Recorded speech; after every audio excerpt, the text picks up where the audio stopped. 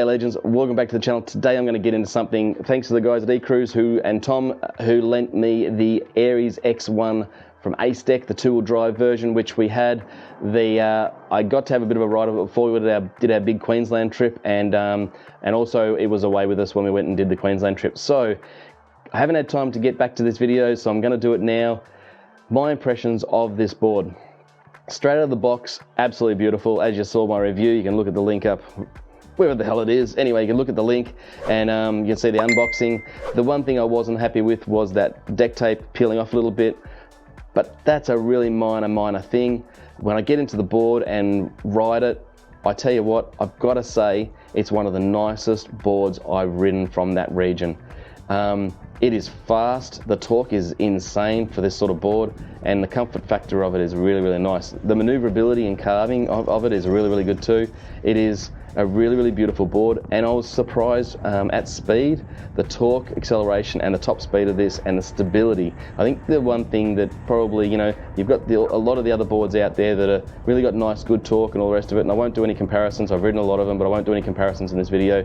But I will say the speed and stability of this board is probably, I would have to say, is the best out of all the boards from that region.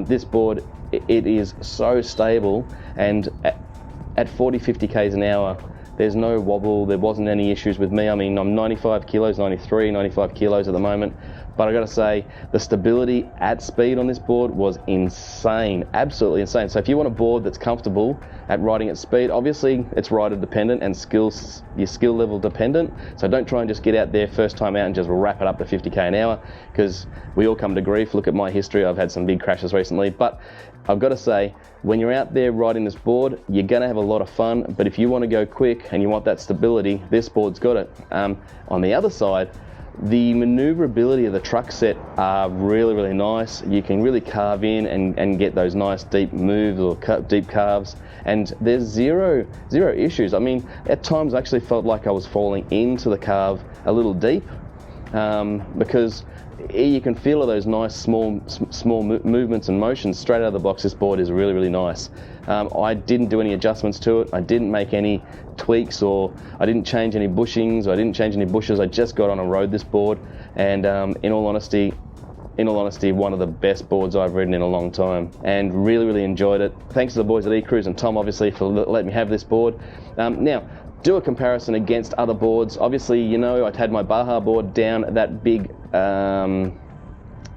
track in Queensland that we went to, as well as my Flux.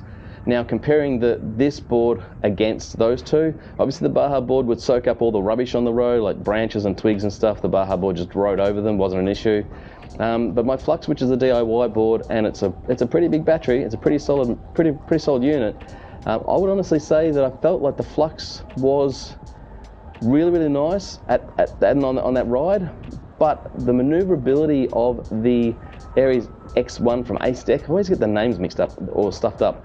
The Aries X1 two-wheel drive from Acedeck was really surprising how good it was, and at times it was faster down that hill and faster back up the hill than my other boards. Well, not so much the Baja board, that's purpose built for me, but it was faster than my Flux. So I've got to say, overall experience was probably 9 out of 10.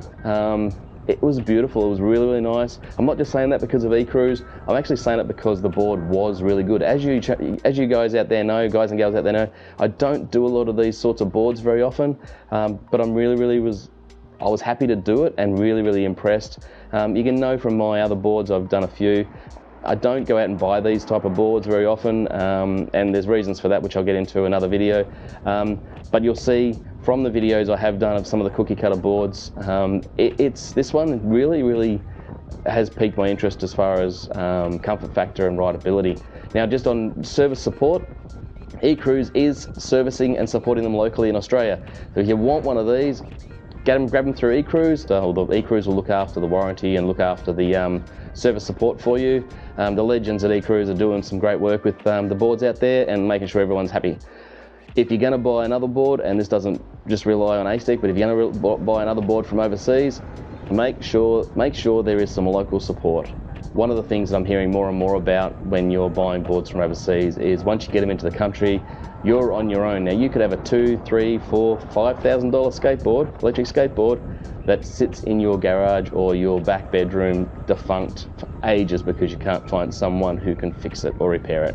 So if you're going to buy a board from overseas, find out before you press the purchase now button.